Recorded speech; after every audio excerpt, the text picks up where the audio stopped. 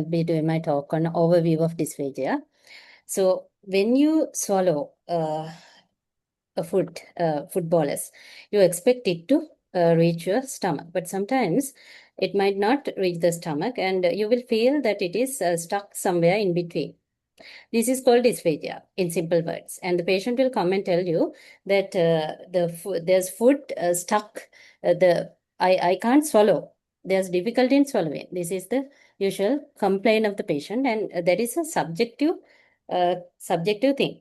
So this is where we come to the play. We have to find out where he is having the problem and what the problem is.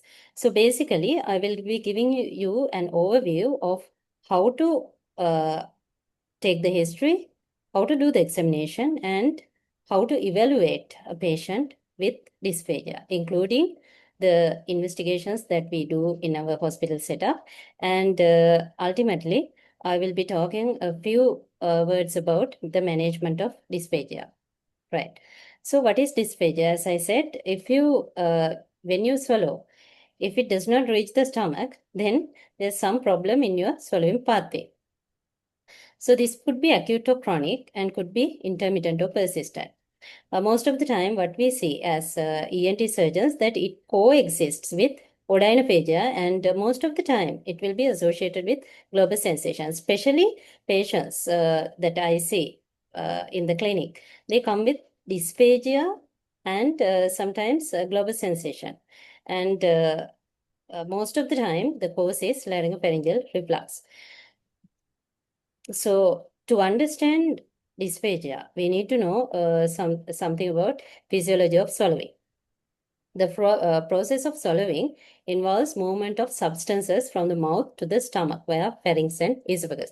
So the importance of knowing about the physiology of swallowing is that the pathway, this swallowing pathway, share anatomy with the airway. So it is very important that if there's any problem in swallowing, it might lead to aspiration. So physiology of swallowing, there are 3 phases in physiology of swallowing: oral stage, pharyngeal phase, and esophageal phase. So when you take food into your mouth, if it is liquids, then the tongue and the hard palate will seal it. If it is solid, then the mastication process will be started. Then the tongue will push this food bolus into the pharynx. And at the, so most of the oral stage is voluntary. Then the food bolus will be pushed into the pharynx, and when it reaches the palatoglossal arch, the involuntary phase of swallowing will be started. In the pharyngeal phase, there are few things that helps to prevent aspiration. One thing is the soft palate will close the nasopharynx, and then the larynx will come forward, and there will be a apneic phase for about 0.5 seconds to 1.5 seconds, which will prevent aspiration. Then the food bolus will be, then the upper esophageal sphincter will open and the food bolus will enter the esophagus. In the esophageal phase, this will reach the stomach by peristalsis. So as you can see, there are multiple smooth muscles and skeletal muscles and nerve pathways, and brain is involved in dysphagia, in swallowing. So accordingly, we can classify dysphagia into 3 groups: oropharyngeal dysphagia, esophageal dysphagia, and sometimes the patient may have difficulty in swallowing in all these phases. In that case, it would be mixed. So when you are taking the history and when you are examining the patient, the most important thing that you have to keep in mind is that the nature of dysphagia is important. If the dysphagia is of recent onset, and if it is progressive, especially, and if it is associated with aspiration and recent significant weight loss, it is important to assess these patients to in view of malignancy. In our setup in Anuradhapura, in the ENT clinic, we see a lot of patients with laryngopharyngeal malignancies in the laryngopharyngeal region. So, when you are taking the history, the other important thing is that you have to ask whether it is solids or whether it is for solids or whether it is for liquids or for both.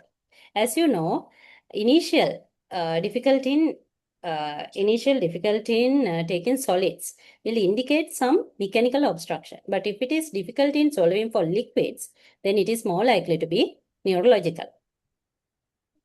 Right. Then we are going to talk about oropharyngeal dysphagia.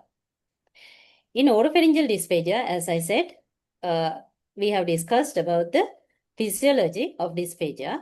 There are oral and oral, pharyngeal and esophageal phases. So in oropharyngeal dysphagia, the problem is mainly in the oral and pharyngeal phases of swallowing. This usually, this could be due to anatomical or neuromuscular disorders. So I'll be talking about the causes of oropharyngeal dysphagia. First, we'll talk about anatomical causes of oropharyngeal dysphagia. Senka diverticulum.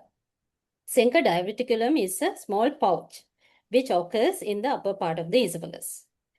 Due to this, when these patients swallow food, take food, what happens is the food will go and enter into this pouch. And after a while, it might regurgitate and they will have halitosis and aspiration. Then esophageal webs. Esophageal webs are usually, these are mucosal folds that you will see in esophagus. This is usually seen in patients with iron deficiency anemia. Then oropharyngeal tumors. As I said, we see a lot of oropharyngeal tumors in our clinical setup. And most of the pharyngeal and sometimes laryngeal tumors may present with dysphagia. And abscesses. What are the abscesses? In our ENT setup, we see retropharyngeal abscess and parapharyngeal abscess and retropharyngeal and parapharyngeal masses. All these things can cause dysphagia. So I'm not going into to go into detail in this clinical diagnosis. So I will go through the anatomical causes. Large goiters. It is rare to cause dysphagia by large goiters, but if it is really large, they will come with dysphagia. But most of even patients, when the patients are having goiters, they will come and say they will have dysphagia, but it is not true dysphagia. It is the feeling of heaviness in their necks. So dysphagia aortica is due to dysphagia that is caused by aortic aneurysms. Then oropharyngeal dysphagia. This is due to neuromuscular disorders. These could be due to cerebrovascular accidents, basal ganglia lesions in Parkinson's disease, head injuries, multiple sclerosis, central nervous system tumors, botulism, amyotrophic lateral sclerosis, supranuclear palsy, then muscular disorders like polymyositis and myopathies, then myasthenia gravis. All these can lead to dysphagia, which is of neuromuscular origin. So how do you identify oropharyngeal dysphagia in your clinical setup? That is, when you are taking the history, you have to ask about a delay in oropharyngeal initiation of swallowing. Sometimes the patient might say that the patient is, sometimes the patient has been chewing food for a very long time, but they couldn't swallow. And sometimes there may be, they will put, especially elderly patients, they will spit out this food after chewing. Deglutitive cough, that is usually due to aspiration. When the patient takes fluid or food, they will come out with cough. Nasal aspiration during swallowing. So this deglutitive cough, just a word about it. Now, following thyroidectomy, sometimes these patients might develop vocal cord palsy. In that case, they will have this deglutitive cough. Nasal aspiration during swallowing. That is usually due to difficulty in closure of the nasopharynx with soft palate during the pharyngeal phase of swallowing. Then there is a need for repetitive swallow to clear nasal secretions and global sensation. Then we'll move on to the other slide. Okay, evaluation of oropharyngeal dysphagia. How do you evaluate oropharyngeal dysphagia?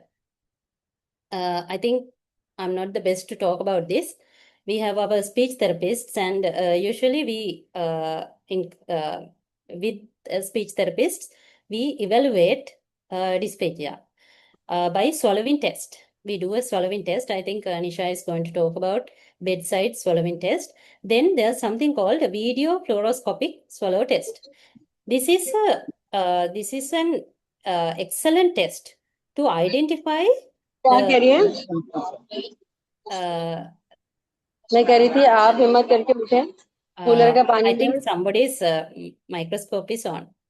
So videos fluoroscopic swallow test, what happens here is that the patient is given barium with fluid and some the food with different consistencies.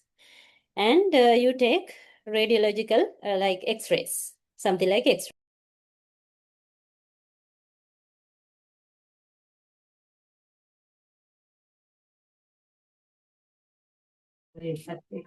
Ma'am, you are muted.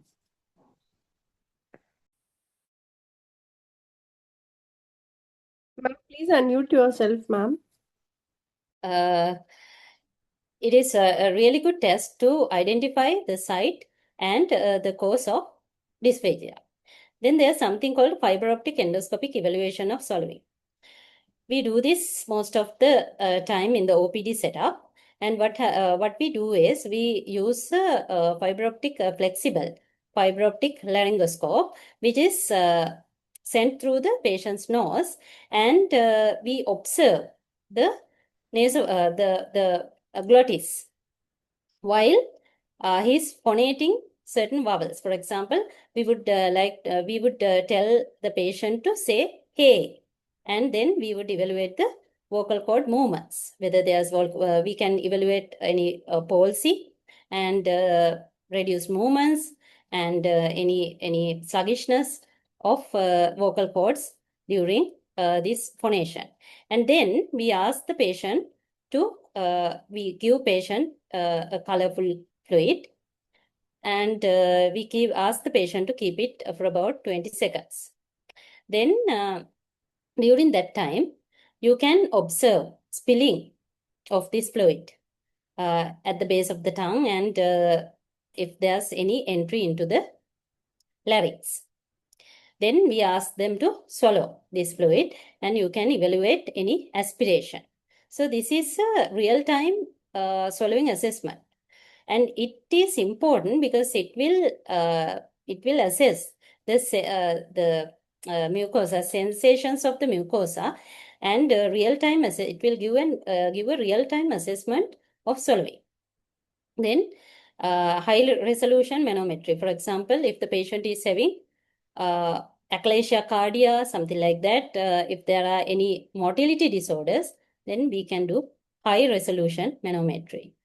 Then fiber optic laryngoscopy and direct laryngoscopy. As I said, in ENT setup, if the patient is suspected to have any tumors or cancer in the laryngopharyngeal region, we use this flexible fiber optic laryngoscope to see whether there are any lesions. And if there are lesions, we can observe them through the endoscope, and then with the fiber optic laryngoscope itself, we can take biopsies. If the patient, if we cannot do it under local, then we might have to go for something called direct laryngoscopy, where we examine the laryngopharynx under general anesthesia.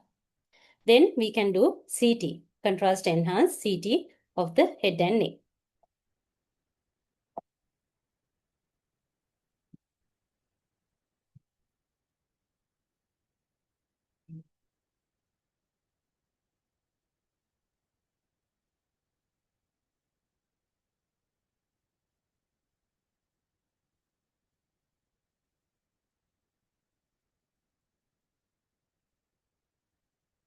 Shreyani? Yes, Hello? Priyanka. Shreyani, this slide is stuck. Oh, really? What happened?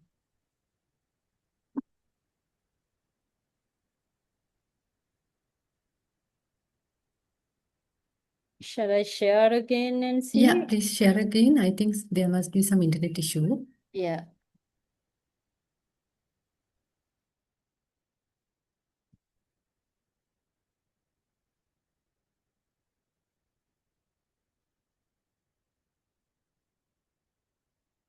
Right. So, as I said, the diagnostic techniques for oropharyngeal dysphagia. As I said, I have talked about this modified barium swallow or video fluoroscopic study. This is one of the gold standard tests where the patient swallows a variety of boluses of different consistencies and volumes. The recordings can be saved and viewed in slow motion. That is the importance of this test. And I talked about this unsedated transnasal video endoscopy. So these two techniques are complementary. They both can be utilized to ascertain the presence of aspiration and residue. So when it comes to video fluoroscopy, it provides invaluable information on the physiology of swallowing and biochemical phases of aspiration. Endoscopy, on the other hand, provides sensory information regarding mucosal and luminal abnormalities. Okay. Then we move on to esophageal dysphagia. So when I was talking about physiology of swallowing, I said that there are three phases: oral phase, pharyngeal phase, and esophageal phase. So we have talked about problems in the oral phase and the pharyngeal phase. Now we are going to talk about esophageal problems like esophageal dysphagia. Esophageal dysphagia can be due to mechanical obstruction of the esophagus or motility disorders of the esophagus. So what are the causes? Chesky ring, esophageal strictures or webs, esophageal carcinoma, and eosinophilic esophagitis. This eosinophilic esophagitis was considered one of the common reasons in pediatric population, but it is getting commoner in adults nowadays. And esophageal carcinoma is quite common, especially adenocarcinoma of the esophagus. The prevalence is increasing. Esophageal strictures or webs, especially esophageal strictures, we see following carbamet poisoning and suicidal attempts. We see a lot of esophageal strictures. Okay, so then we go into motility disorders of the esophagus, esophageal spasms, achalasia cardia, ineffective esophageal motility, and systemic sclerosis. So how do you identify esophageal dysphagia? Symptoms occur a few seconds after initiation of the swallowing. Associated regurgitation of undigested food and dysphagia felt more within the chest. Usually, when a patient complains to me about dysphagia, the first thing that I would ask is, where do you feel the obstruction? And usually, they will point, either they will say, I have difficulty in swallowing in the oral phase, like I can't swallow at all. Or they will point to a phase in the lower neck or chest. And usually they are correct. So it is, when you are evaluating, it's better to ask, where do you feel this obstruction? Okay. So how do you evaluate esophageal dysphagia? You can do barium esophagogram, and upper GI is commonly performed. In any patient presenting with dysphagia, I would advocate to do a upper GI endoscopy because it is a very it is a prevalent and it is a quite I mean, in I think all the hospitals you have upper GI endoscopy, and it is a easy test to perform and less risk of complications. So you can do a CECT head, neck, and chest, and then, as I said, when it comes to motility disorders like achalasia cardia, you can do high resolution esophageal manometry. This is not available in our hospital, but it is available in Ragama and other hospitals in our country. Right. So when you are evaluating, I think as dietitians, you are using these scales, dysphagia severity scale. So in dysphagia severity scale, there are 7 levels. In level 1 and 2, the patient will have aspiration. And if the patient is within level 1 to 4, they are categorized into choking or aspiration group. And if they are in the 5 to 7 level, then they will be classified as mild group. Right. Then there are certain scales that are used to again assess dysphagia. One thing is functional oral intake scale, which has again 7 levels. In level 1, it says no oral intake, and level 7, it's the normal intake of food. So if the functional oral intake scale is ranked from level 1 to 3, they are categorized into tube dependent group, that is the severe group. In if it is level 4 to 7, they are categorized into the tube independent group, that is the mild group. Then you have certain questionnaire like Okama questionnaire and eating assessment tool 10. So this will these tools will indicate the severity of dysphagia. Again, now I'm coming to the end of my presentation. Management of dysphagia will depend on the cause of dysphagia. This is why we have to take a good history. And as I said, we have to have a good knowledge of physiology. If you don't know your physiology, it is difficult to get a good history. And in the history, as I said, we have to we have to ask for the symptoms of oropharyngeal dysphagia and esophageal dysphagia. This is a multidisciplinary teamwork involving primary care and specialty clinicians, nurses, speech therapists, dietitians, and caregivers. And also, don't forget ENT surgeons and surgeons. Also, these gastroenterologists and gastroenterologist surgeons, they both are involved in this multidisciplinary teamwork, and also I think neurologists and neurosurgeons should be included as well. So treatment goals are to reduce mortality and morbidity due to aspiration, pneumonia, malnutrition, dehydration, and psychological impairment. So I think our speech therapist will talk about swallowing techniques. So management of dysphagia will depend on the site and the actual nature of the problem. Swallowing techniques, NG feeding, then dietary modifications, peripheral stimulation, gastrostomy or jejunostomy. All these are methods of treating dysphagia. Thank you.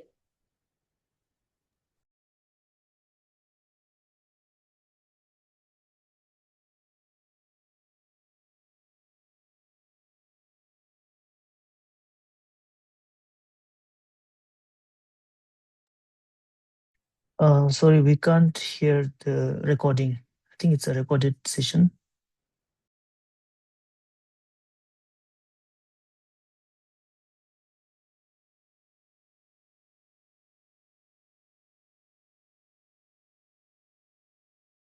Team approach. Then move on to next slide. Who is a speech and language therapist? I know already all of you know about who is a speech and language therapist, but I'll briefly explain about my profession. Okay, speech and language therapist is the healthcare professional who manage communication and swallowing disorders. We use evidence-based practice combining research, clinical experiences, and patient needs. We are involved in assessment, differential diagnosis, and rehabilitation of swallowing problems. Okay, then move on to the normal phases of swallowing. There are 4 main phases in normal swallowing, which are oral preparatory phase, oral phase, pharyngeal phase, and esophageal phase. Actually, swallowing is a highly coordinated process that plays an important role in preventing aspiration and protecting the airway. The oral preparatory phase, food is taken in the mouth and prepared safely. Proper chewing, lip closure, and tongue control help form a safe bolus. This phase is important because good preparation reduces the risk of large or unsafe food particles entering the airway later.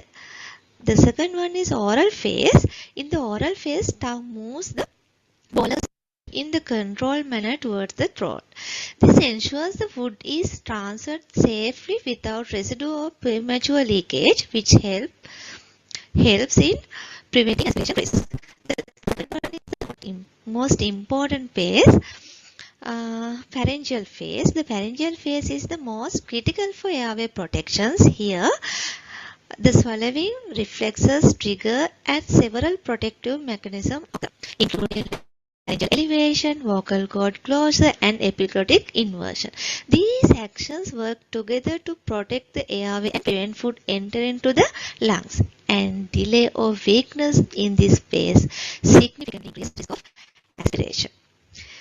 The last phase is esophageal phase. In the esophageal phase, the food bolus transported to the stomach through the coordinated muscle movement. This phase helps prevent backflow or stasis, which can also contribute to post-swallow aspiration in some cases. In summary, safe swallowing depends on proper coordination of all phases. However, the pharyngeal phase is the most important for the airway protection, and early identification of dysfunction is key preventing aspiration and related complications. Okay, good. Then move on to the next slide. What is dysphagia? As dysphagia has already been explained in details by Madam Dr. Priyankika Gamage, I'll briefly highlight only the key clinical concepts relevant to this discussions. Dysphagia refers to difficulty in swallowing affecting one or more phases in swallowing process. From a clinical perspective, it represents importance in safe and efficient swallowing, which may increase the risk of aspirations and related complications. Okay, then move on to next slide. What is aspiration and penetration? Aspiration refers to the entry of foods, liquids, or secretions below the level of vocal cords into the airway. This can happen in 2 main ways: microaspiration and macroaspiration. Macroaspiration is usually obvious, where the patients may cough or choke during swallowing. In contrast, microaspiration is often small in volume and may occur silently without any visible signs of aspiration. Penetration is slightly different. It refers to food particles entering into the airway but remaining above the level of the vocal cord. Even though it does not go into the lungs, it will indicate residue airway protections. Clinically, both penetrations and aspirations are important. However, aspiration, especially silent aspiration, is more concerning because it can lead to complications such as aspiration pneumonia.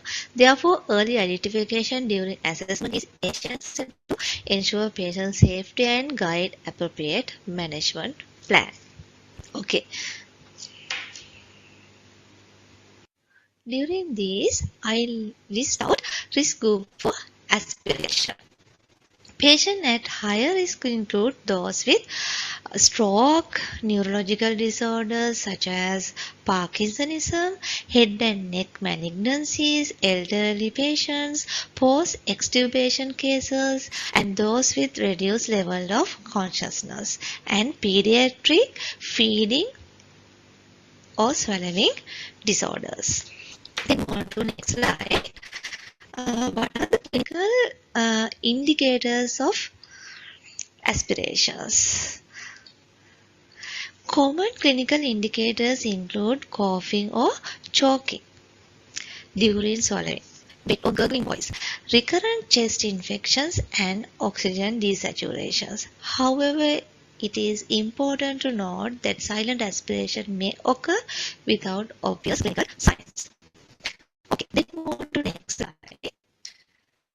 The most important slide, bedside swallowing assessment. What is bedside swallowing assessment? Actually, bedside swallowing assessment is conducted initially as a clinical screening and evaluation. It is a non-instrumentational, systematic assessment performed at the patient's in bedside. It helps identify dysphagia, detect aspiration risk, and determine the need for further comprehensive instrumentational assessment. Okay, then we can discuss about procedure of bedside swallowing assessment. The assessment begins with the review of medical history and referral details and the patient's positioning. This is followed by evaluation of consciousness level, respiratory status, oral motor functions, and baseline voice quality. If clinically appropriate, trial swallows are performed starting with small volumes. A thin liquid swallow trial is conducted from approximately 5 milliliters and may be gradually increased up to 50 milliliters as tolerated. The patient is closely observed for signs such as coughing, wet voice, delayed swallow, respiratory changes, or desaturation. The assessment is immediately stopped if there are signs of aspiration risk, and findings are documented for clinical decision making.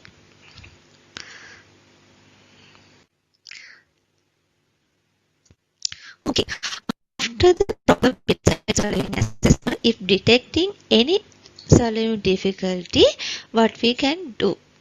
Okay, we'll see. If swallowing difficulty is identified, it is essential to proceed with further comprehensive swallowing assessment. This allows detailed evaluation of swallowing function, identification of specific impairment, and accurate assessment of aspiration risk. Then move on to the next slide. What is speech and language therapist comprehensive swallowing assessment? Actually, a comprehensive swallowing assessment is in detailed clinical evaluation. It includes oral motor and cranial nerve assessment, functional swallowing evaluation, and trial of compensatory strategies and postural adjustment. This provides in-depth clinical information and support individualized management planning to the speech and language therapist. Okay. If the patient is required a comprehensive swallowing assessment, the patient will be referred to the speech and language therapist for a proper comprehensive swallowing assessment. Okay, then we'll discuss referral procedure to the speech and language therapist in government hospital setup. In the Sri Lankan government healthcare setting, referral to the speech and language therapy is typically made to the formal referral letter by the relevant consultant. This is ensure appropriate indications and coordination multidisciplinary care. Okay, then move on to the next slide. Suspected silent aspiration. When silent aspiration is suspected, instrumentational assessment is required. This includes fibroscopic endoscopic evaluation of swallowing and video fluoroscopic swallow studies.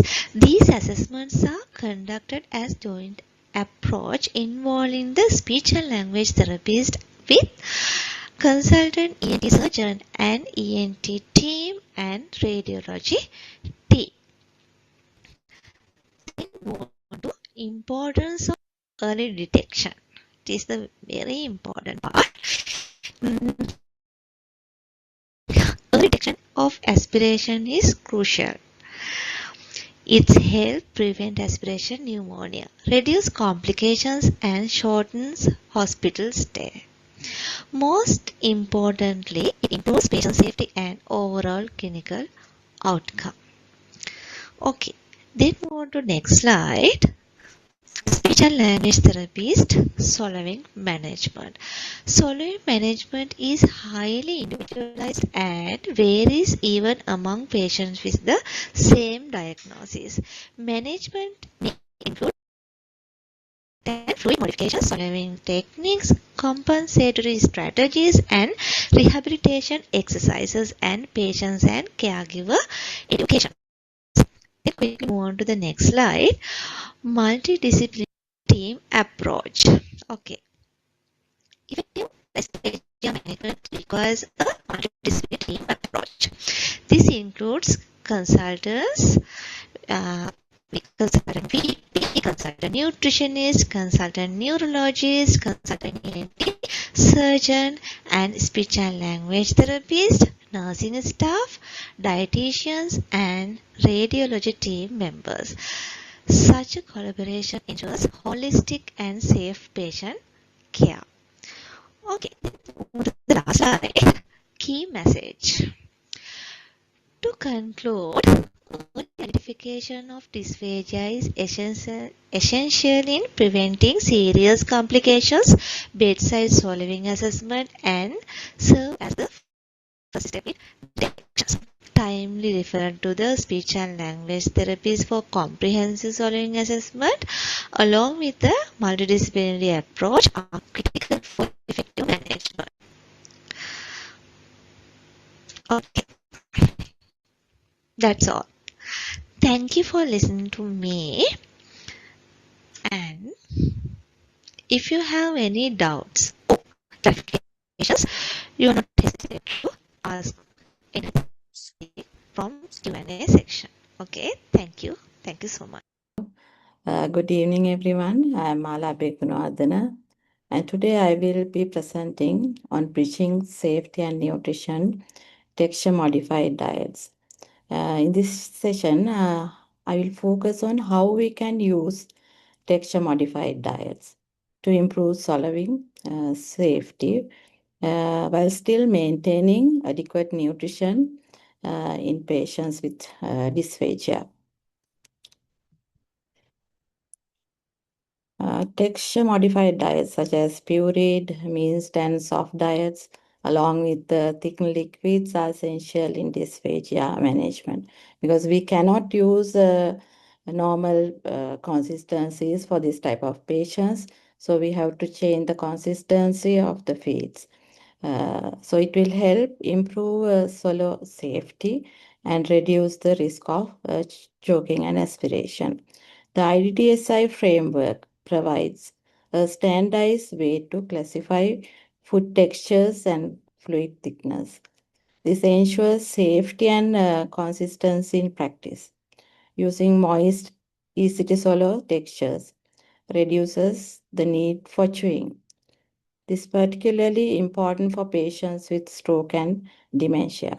However, these diets must always be individualized based on proper swallowing assessment, although they reduce aspiration risk because continuous monitoring is still necessary for these patients. When implementing IDDSI, we should follow it as the global standard. We need to match the diet levels to the patient's swallowing ability and always aim for the least restrictive but safe diets. Consisting in preparation is very important across all levels. So there are levels 0 to 7.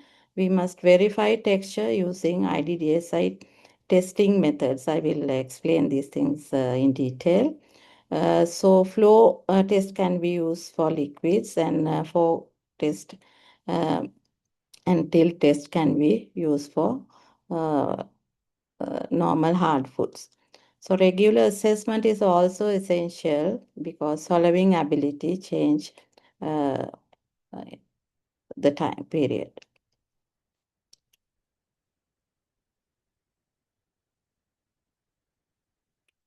So IDDSI framework provides clear definitions and a description of food and fluid textures.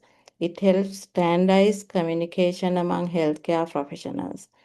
So this ensures that patients receive the correct texture consistency, which is critical for safe. So actually, these are the 7 levels in IDDSI framework. So normally, we start with level 4. Actually, this is the level 4 when patient improves. Foods can be improved to up to level 7. Then again, drinks we can improve to level 0. That means level 0 and level 7 is the normal swallowing ability.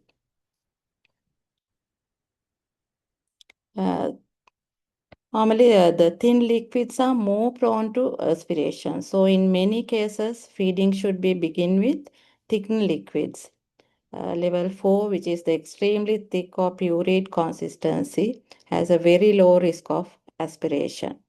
So normally, we starts at this level. So there are commercial thickeners also available. Commercial thickeners are specialized food grade products, usually starch or gum based, right?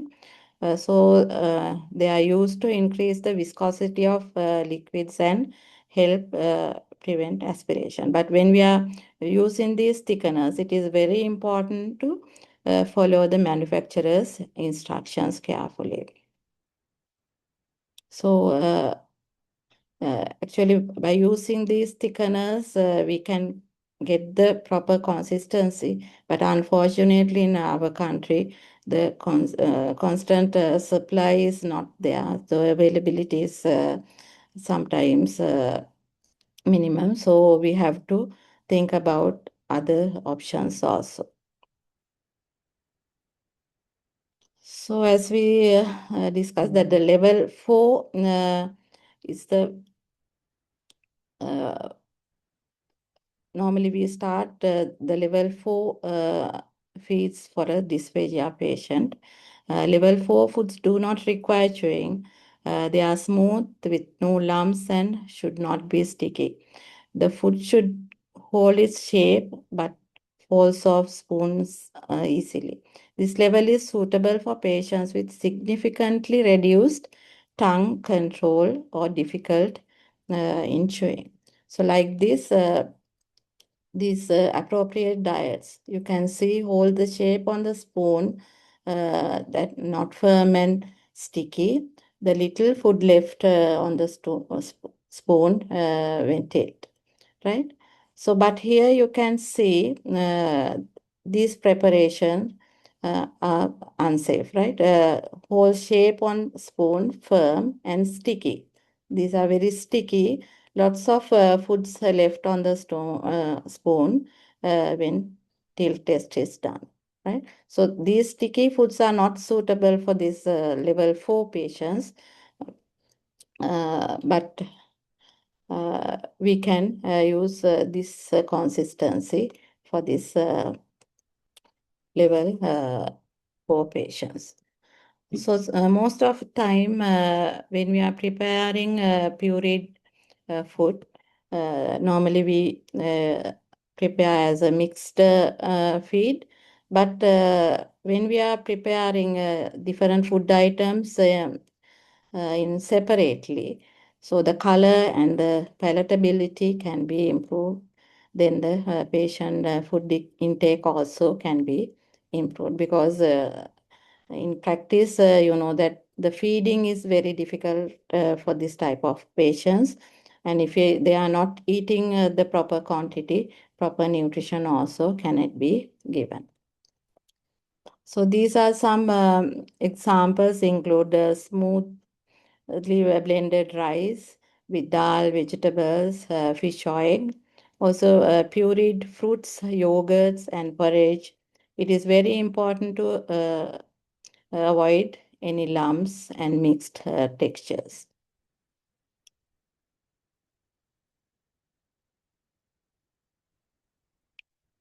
Then level 3 are thicker and usually taken with a spoon. They require no chewing and provide better control during swallowing. This level is useful when tongue control is reduced. Example include this type of smoothly blended thick soups and fruit smoothies because these are feeds should be very smooth, so we can prepare feeds like this with different colors and so we can use natural foods for this type of feeds to get the palatability of the patient. Then level 2 liquids, and we can use this flow test also, but normally we call it as consistency of nectar, thickness. Level 2 liquids flow more slowly than thin liquids. They are helpful when thin liquids move too quickly for safer swallowing.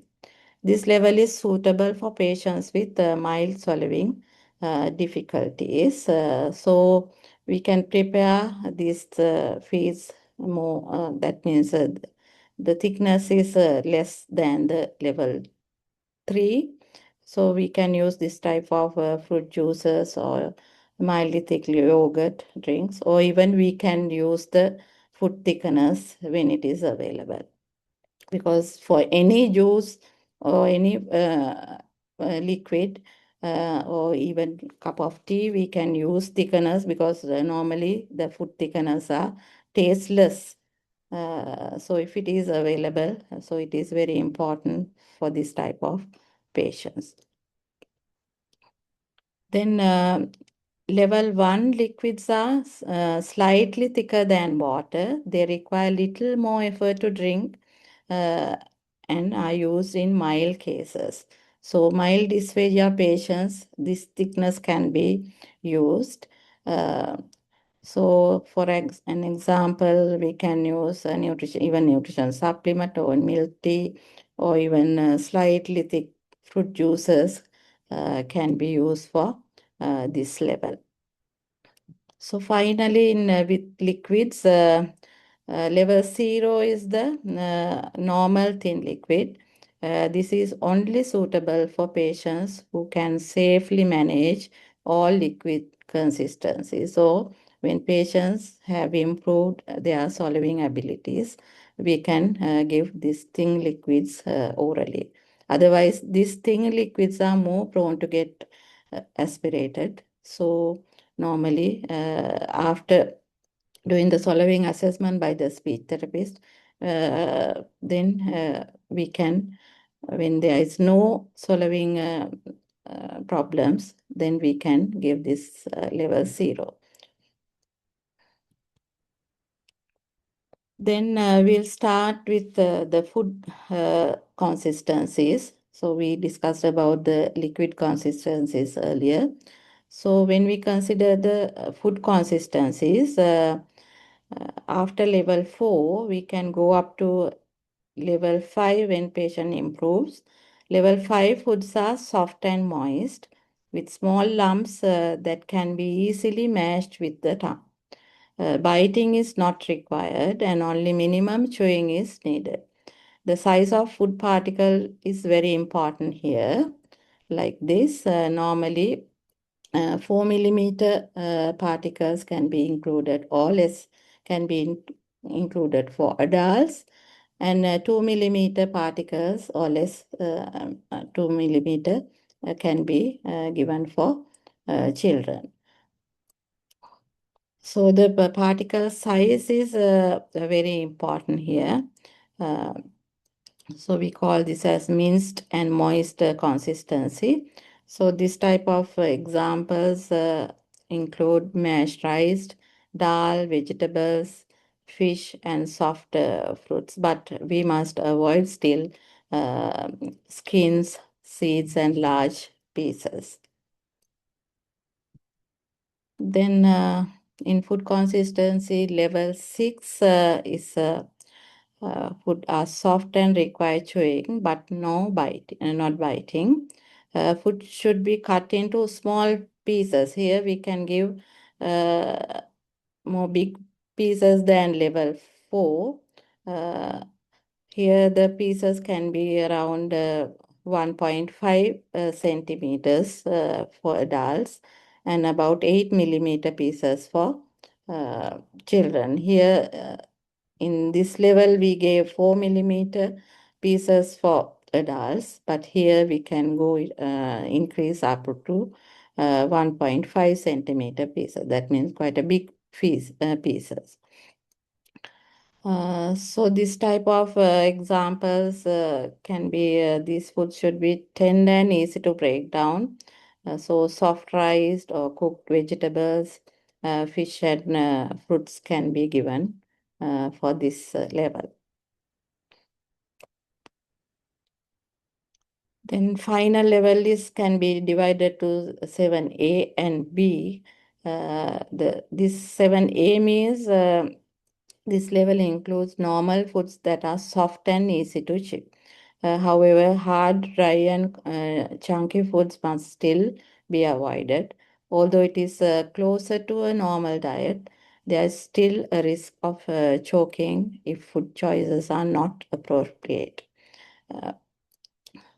Here, like this, we can prepare the foods by using even a fork or a knife. It must be able to break the food apart easily with this side of the fork or a spoon. So these are some examples for 7A. That means we can use soft boiled rice. We call it as sometimes double boiled rice or soft cooked vegetables, fish and meat. Then ripe fruits or soft boiled eggs can be used for this consistency. Then finally, 7B. This is the normal balanced diet with here there is no texture restrictions, because in this level, the patient is normally they don't have any swallowing problems. So then after speech therapist recommendation, we can start this normal diet. It is suitable only for patients who can safely chew and swallow all types of foods. Then transitional foods means foods change texture when moisture or temperature is applied. They require minimal chewing and can be useful in rehabilitation or training swallowing function. For an example, when we consider jelly, so normally we take jelly as a firm solid food, but in the mouth, when it mixes with saliva, it turns to a liquid. So actually, initially, sometimes in level 4, even jelly is giving some to patients. So that is dangerous, because even though it's a firm solid food, when we take just out of the refrigerator, but when it mix with saliva, it turns to a liquid. So for with swallowing difficulties, this type of food should be avoided by the patients. And these are the dysphagia adaptive equipments. Adaptive equipments can help improve feeding safety and independence, because when we introduce this type of equipments to patients, they support better control of food intake and positioning during meals. So then gradually we can train them to self-feeding. So that is very important, because transitional foods and the dysphagia adaptive equipments. So we must train the patient for self-feeding. Then in conclusion, the dysphagia management requires a multidisciplinary approach. Then texture-modified diets should be guided by clinical swallowing, assessment, and IDDSI standards. So safe mealtime support depends on appropriate texture, correct preparation, and regular review. The dietitian's role is to ensure the modified diet remains nutritionally adequate, safe, and practical, because we can see there are a lot of malnutrition among these patients with dysphagia. So the nutrition, as we are doing the swallowing assessment, nutrition assessment and follow-ups are also very important for this type of patients. The goal is to support safe swallowing, hydration, nutrition, and quality of life. Finally, so we must see the quality of life of the patient with proper nutrition and proper feeding. Thank you so much.